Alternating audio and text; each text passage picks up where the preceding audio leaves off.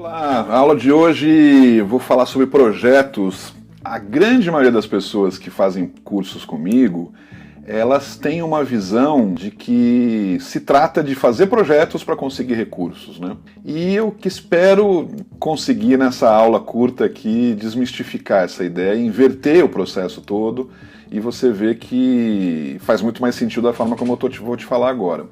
Primeira coisa que projeto, ele é uma ferramenta de gestão, ele não tem a ver necessariamente com captação de recursos, ele tem a ver com gestão, organização de uma ideia, né? Ou seja, um projeto é uma coisa que tem começo, meio e fim, e eu, para organizar esse começo, meio e fim, eu defino que coisas, quanto elas custam, o que eu quero fazer primeiro, o que eu quero fazer, qual é o objetivo disso, quanto elas custam no decorrer do tempo. Bom, por que a gente associa no Brasil, e isso é uma coisa muito brasileira, especificamente brasileira, de associar projeto com captação de recursos? Porque a nossa história é essa. Tem uma outra aula aí que eu falo justamente sobre a história, né, da captação. A gente, até pouco tempo atrás, era um país de terceiro mundo e os recursos vinham prioritariamente da cooperação internacional. Como que a cooperação internacional repassava recursos para nós? A partir de projetos. Ou seja, então estava a cooperação lá na França, na Bélgica, na Alemanha, no Canadá, e eles falaram assim, olha, para você participar, para você conseguir nossos recursos, você vai precisar apresentar um projeto explicando o que você quer fazer, enfim. Essa relação, que inicialmente, há 40 anos atrás, era muito mais informal, ela exigia menos documentações e papeladas, com o tempo ela foi justamente pedindo, foi se burocratizando, no bom sentido, era necessário mesmo, porque existia mais demanda, existiam prioridades a serem definidas, por que eu vou doar para um e não vou doar para outro, enfim. Então esses projetos foram ficando mais bem elaborados. Mais do que você entender como é que se faz um projeto, como é que se escreve um projeto, você precisa entender a lógica, né? O para que eu escrevo alguma coisa. Pode ser um papel de pão, se você quiser, mas o importante é que exista uma coerência. Evidentemente que eu não vou escrever um papel de pão e entregar para um patrocinador ou para um edital, mas o raciocínio de como eu desenvolvo um projeto eu posso escrever um papel de pão ou ter na cabeça, e depois eu transponho isso, coloco isso no lugar oportuno. Então, para que eu definitivamente, estou chamando isso aqui de aula definitiva sobre elaboração de projetos, é para que definitivamente você entenda como é que funciona esse processo.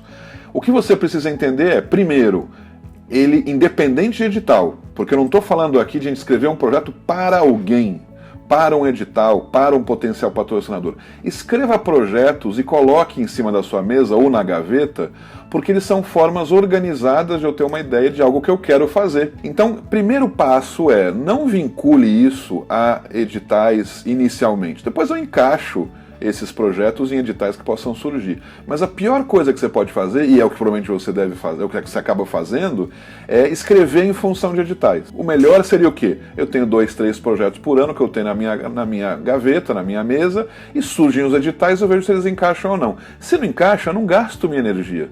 Não vou ficar escrevendo um projeto específico. Por que eu digo para não fazer? Porque são milhares de concorrentes. E se você vai ter que criar um Frankenstein de algo que seja mais aproximado ao que você gostaria de fazer, com o que eles querem, está criando um bicho estranho, tipo, se lida com terceira idade e o projeto é para criança, aí você inventa velhinhos contando histórias para crianças, isso é um Frankenstein.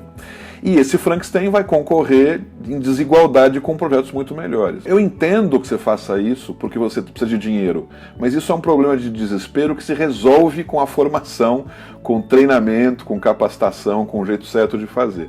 Mas tirando esse aspecto do desespero, evite, então, faça projetos porque você considera importantes, defina 2 ou 3 projetos por ano para a sua organização e deixe-os lá repousando na sua gaveta, no seu computador, em cima da mesa, para quando surgirem ou quando você, de forma ativa, vai conhecer editais que possam servir. Então esse é um primeiro passo, ele é fundamental para você reduzir essa ansiedade e não ficar trabalhando contra o tempo, porque os editais são excelentes, mas eles põem 4.000 organizações para trabalhar nele durante um ano, durante semanas, e deveriam essas pessoas estar efetivamente captando e não todo mundo concorrendo para essa loteria aí de projeto. Voltando, como é que eu elaboro um bom projeto? Primeiro, eu posso, independentemente de edital, desenvolver projetos que eu quero fazer esse ano e vou me organizar. Então, vamos colocar no sentido prático, nossa vida cotidiana. Vamos supor que eu tenho um projeto na minha cabeça que é, eu quero levar minha filha pequena na Disney. Isso é um projeto. Primeiro, eu preciso saber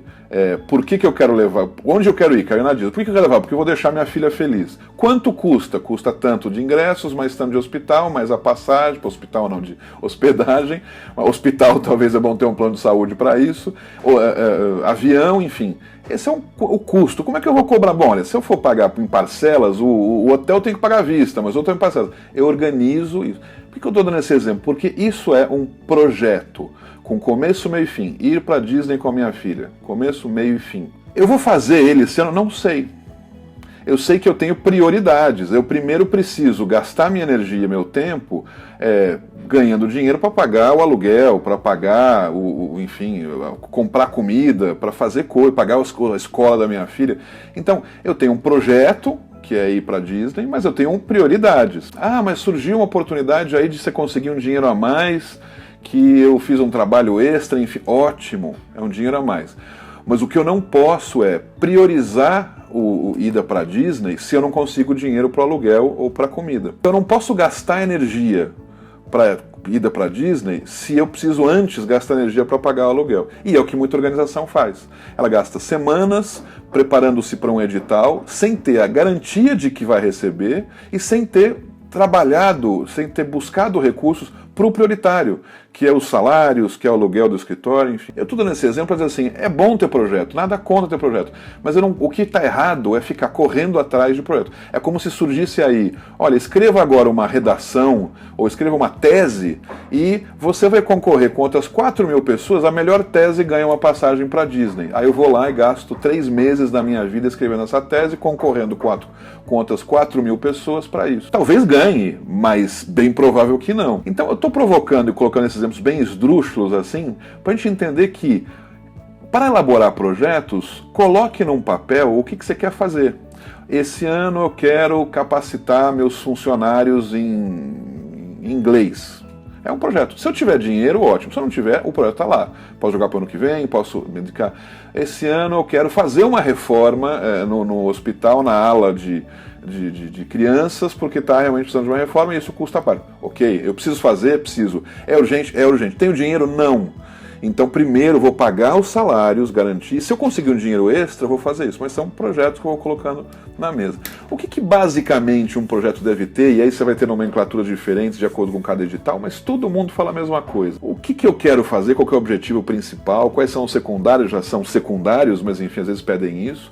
Como que eu quero fazer isso, né? Qual que é a justificativa de que eu quero fazer? Por que eu quero fazer isso? Qual que é o motivo que me leva a querer fazer isso, né? O como que eu vou fazer é quando eu destrincho isso em períodos, em custos, né? Em estrutura, em logística, né? Esse é o prioritário. Isso não tem muito segredo. Cada edital vai ter peculiaridades, perguntas adicionais, mais informações, um histórico da sua organização, quem você é, quem que você está se aliando. É um projeto que depois ele vai continuar buscando recursos ou não? Qual que é a grande questão também? Como eu falo, é um projeto de começo, meio e fim. Muita gente confunde programa com projeto. O projeto ele necessariamente tem que terminar. Por isso que chama projeto, porque é uma experiência de término. Um programa ele tem uma coisa continuada. Então, investidores não querem investir em programas, porque eles querem também colocar um dinheiro e tchau, e querem ajudar nesse sentido. Aí você fica lá criando uma situação, você transforma o teu programa em projeto, aí você até ganha o dinheiro, mas depois você não tem como pagar a sequência, eles querem evitar esses dilemas. Então, a aula aqui hoje era para dizer assim, desmistificar esse conceito de projeto, de elaboração de projeto, de que é importante que a gente faça, sim, mas mais importante é eu ter um plano de captação completo, né, para a minha organização como um todo, e projeto é uma coisa que tem começo, meio e fim, eu coloco na gaveta, quando eu conseguir resolver financeiramente as outras atuações, eu vou atuar para isso. E edital é bom, mas não deixa de ser uma loteria. Eu não vou gastar muito além do necessário de meu tempo para isso. Eu conheço organizações que têm gente que fica só fazendo isso. É bom, sei lá, é uma decisão dele. Do meu ponto de vista, não. Porque eu acho que eu preciso justamente correr atrás de recursos perenes, né, que é o trabalho que a gente lida, captação de recursos continuada, né, exponencial. E essas coisas são, na pior das hipóteses, um investimento que não deu de tempo, que não deu certo. Na melhor das hipóteses, deu certo, conseguiu dinheiro, mas geralmente era um Frankenstein, é uma coisa que entra o dinheiro, mas depois acaba, eu não tenho como repor. Pense bem, não estou querendo fazer com que você não trabalhe com projetos, mas é uma ideia de entenda projetos definitivamente como uma ferramenta de gestão, oportunidade para isso, mas o foco deve ser primeiro a sua manutenção, a sua sustentabilidade. Ok? Obrigado, até a próxima aula.